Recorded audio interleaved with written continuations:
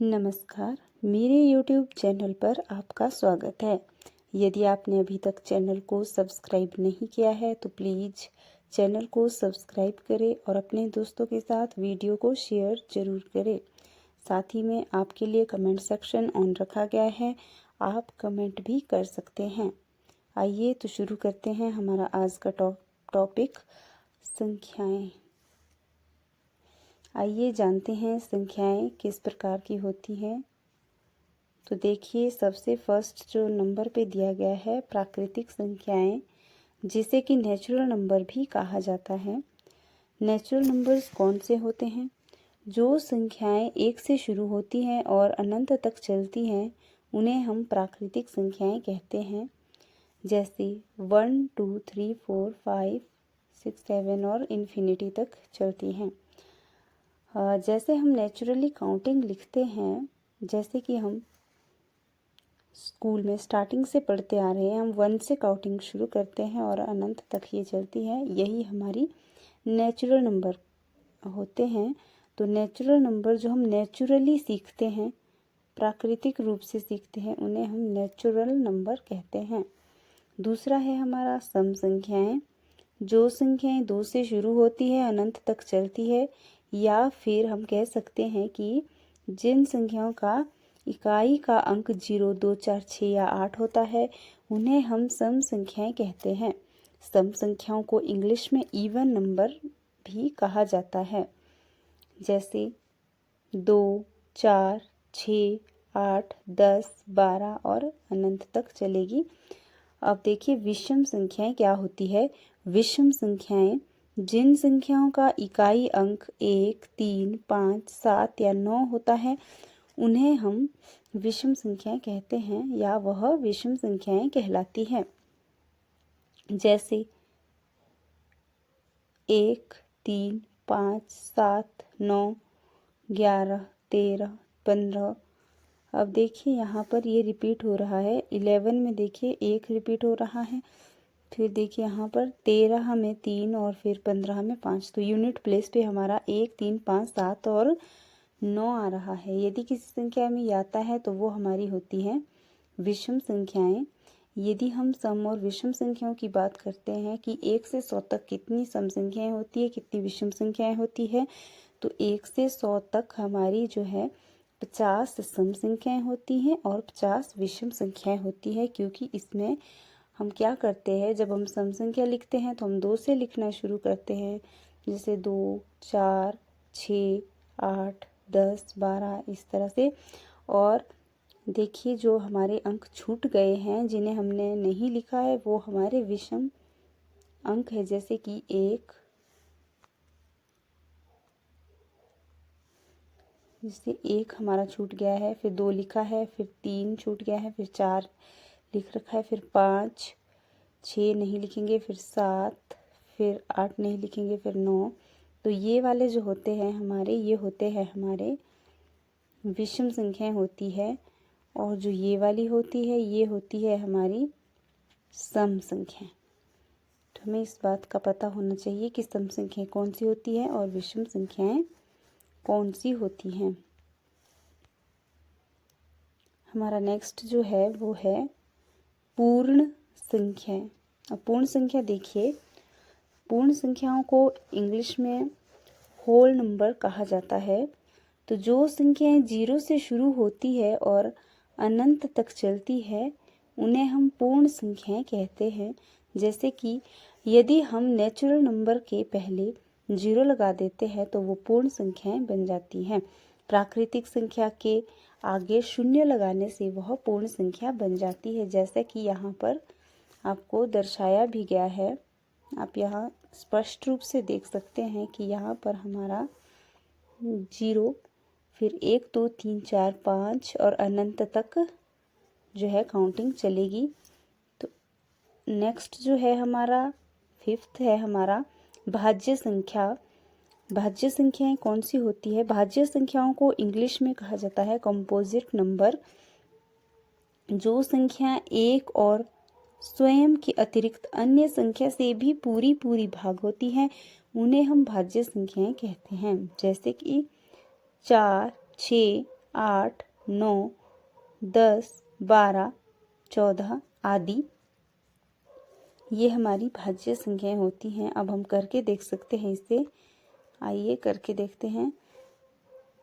जो हमारा 4 है, यदि हम 4 को 1 से भाग करते हैं तो ये पूरा पूरा कट जाता है। इसके बाद हम 4 को 2 से भाग करेंगे तो 2 2 जा 4, ये भी पूरा पूरा कट रहा है। इस प्रकार से यदि हम 2 को नहीं, 4 को 4 से ही भाग देते हैं तो ये 4 1 जा 4 में पूरा पूरा कट जाएगा। इस प्रकार आप यहाँ देख सकते हैं कि 4 1 से भी पूरा पूरा भाग होता है, 2 से भी पूरा पूरा भाग होता है और स्वयं से भी पूरा पूरा भाग होता है। कहने का अभिप्राय यह है कि जो संख्या 1 से भी पूरी भाग हो और किसी अन्य संख्या से भी भाग हो और 4 से भी पूरी भाग हो, जैसे उसे हम कह सकते हैं भाज्य संख्या है। ये हमने 4 का एग्जाम्पल लिया है, मतलब ये 1 से भी भाग हो रहा है, स्वयं से भी भाग हो रहा है और अन्य संख्या से भी पूरा पूरा भाग हो रहा है। इस प्रकार से जो 4 है वो हमारी भाज्य संख्या है। अब आप 6 को भी करके देख सकते हैं। यदि हम 6 को 1 से भाग करते हैं तो इस कक्षा में पूरा पूरा चला जाएगा। फिर यदि हम 6 को 2 से भाग करते हैं तो ये 2 से भी पूरा पूरा कट रहा है। यदि हम 6 को 3 से भाग करते हैं तो ये 3 से भी पूरा पूरा भाग हो रहा है। और यदि हम 6 को 6 से भाग करते हैं तो ये 6 से 6 का भी पूरा पूरा भाग हो जाता है। तो आइए अब देखते हैं, इसमें जो है हमारी डेफिनेशन फॉलो हो रही है। अब देखिए, भाज्य संख्या में कहा गया था कि एक और स्वयं के अतिरिक्त अन्य संख्या से भाग होता है। यहाँ देखिए 6 1 से भाग हो रहा है, स्वयं से भी भाग हो रहा है और इसके अलावा 2 और 3 से भी 6 पूरा पूरा भाग हो रहा है। इस प्रकार से 6 जो है हमारी भाज्य संख्या है। अब हम जानते हैं अभाज्य संख्या के बारे में। तो अभाज्य संख्याएं क्या क्या कौन सी होती हैं? अभाज्य संख्या को इंग्लिश में प्राइम नंबर कहा जाता है। जो संख्या एक और स्वयं के अतिरिक्त अन्य संख्या से पूरी पूरी भाग नहीं होती उन्हें हम अभाज्य संख्याएं कहते हैं। जैसे कि हमारी है 2 3 5 7 11 13 17 19 आदि।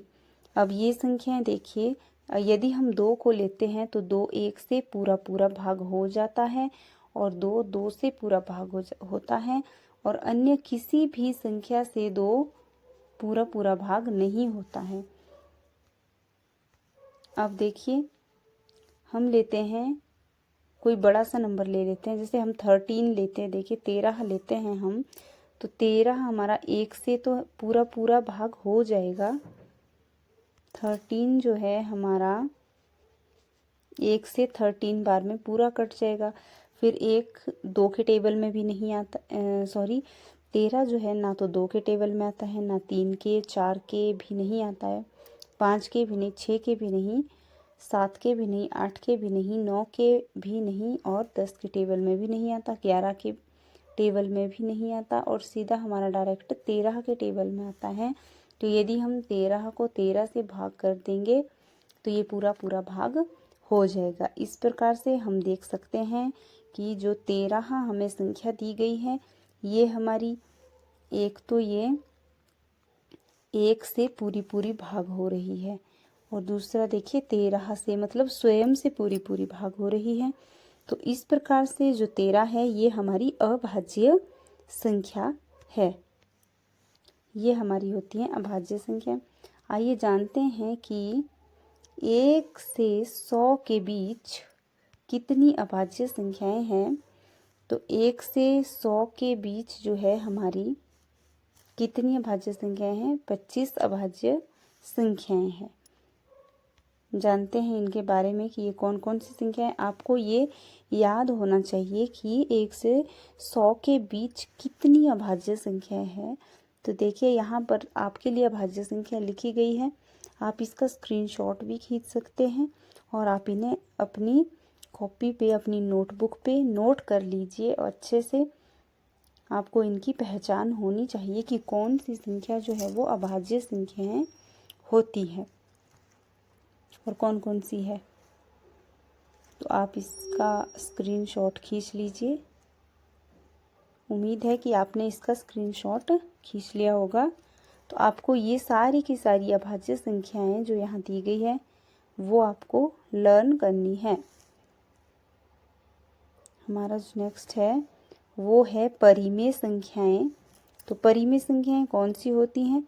परिमेय संख्या को इंग्लिश में रेशनल नंबर्स कहा जाता है। तो परिमेय संख्या, जो परिमेय संख्या होती है उनको हम p/q के रूप में लिख सकते हैं।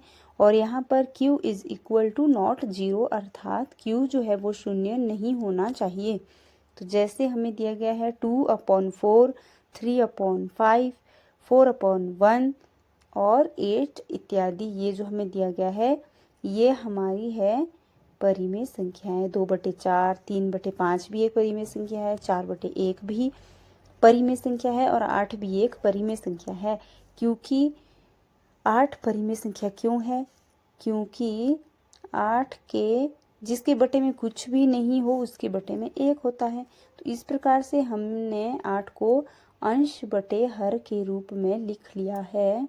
तो यदि हम किसी संख्या को अंश बटे हर के रूप में लिखते हैं, अंश ऊपर वाला होता है, हर नीचे वाला, अंश बटे हर के रूप में लिखते हैं, तो वो हमारी जो संख्या है, हमारी वो संख्या परिमेय संख्या कहलाती है। नेक्स्ट जो है हमारा वो है अपरिमेय संख्या। तो अपरिमेय संख्या को हम p/q के रूप में नहीं लिख सकते। ये बात आपको नोट कर लेनी है कि हम अपरिमेय संख्या को p/q के रूप में नहीं लिख सकते। मतलब हम अपरिमेय संख्या को अंश बटे हर के रूप में नहीं लिख सकते, अंश बटे हर के रूप में नहीं लिख सकते। तो अपरिमेय संख्याओं के जो हमारे एग्जाम्पल्स है वो इस प्रकार से है। यहाँ देखिए दिया गया है √2, √2, रूट में 2 लिखेंगे, फिर √5, √3 आदि, ये हमारी क्या है? अपरिमेय संख्याएं हैं। तो आपको इस बात का भी ज्ञान होना चाहिए कि अपरिमेय संख्याएं कौन सी होती हैं और ये कैसे जो है लिखी जाती है।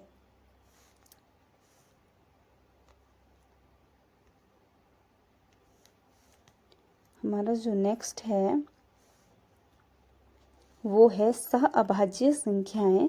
सहअभाज्य संख्याओं को इंग्लिश में को प्राइम नंबर्स भी कहा जाता है।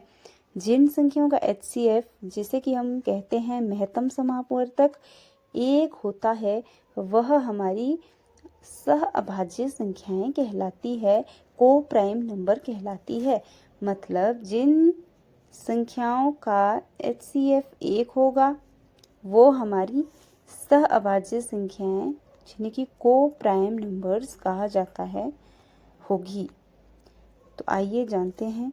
देखिए यहाँ पर 6, 6 और 7 जो दी गई है हमारी संख्याएं दी गई है, ये है हमारी सहअभाज्य संख्या, क्योंकि इनका HCF 1 है। 4 और 9 भी हमारी सहअभाज्य संख्या है क्योंकि इनका HCF भी 1 है। यहाँ देखिए मैंने करके दिखाया भी है कि यदि हम 4 और 9 का HCF निकालते हैं तो इसका HCF 1 निकलता है। तो इस प्रकार से 4 और 9 हमारी सहअभाज्य संख्या हुई। अब नेक्स्ट जो है हमारा वो है 10th वाला। तो इसमें दिया गया है जुड़वा, इसमें दी गई है जुड़वा अभाज्य संख्याएं। यदि 2 क्रमागत संख्याएं, जो कि 2 क्रमागत अभाज्य संख्याएं होती है, वो हमारी क्या कहलाती है? जुड़वा अभाज्य संख्याएं कहलाती हैं। अब देखिए 2 क्रमागत कोई संख्याएं हैं जो कि अभाज्य संख्याएं हैं। कैसी संख्याएं हैं? अभाज्य संख्या। हमने कोई क्रमागत मतलब क्रम में जो आती है, जैसे 3 के आगे वाली जो अभाज्य संख्या है वो 5 है, तो 3 के बाद 5 आती है अभाज्य संख्या। तो ये हमारी दो क्रमागत अभाज्य संख्याएं दी गई है, इन्हें हम जुड़वा अभाज्य संख्याएं कहते हैं। जैसे कि हमें यहाँ पर देखिए दिया गया है 11 और 13। 11 के ठीक आगे जो अभाज्य संख्या आती है वो 13 आती है। इस प्रकार से ये दो संख्याएं जो है जुड़वा अभाज्य संख्याएं कहलाती हैं। 17 और 19 भी इसी प्रकार से हैं। तो आशा करती हूँ कि आपको ये जो है समझ आ गया होगा।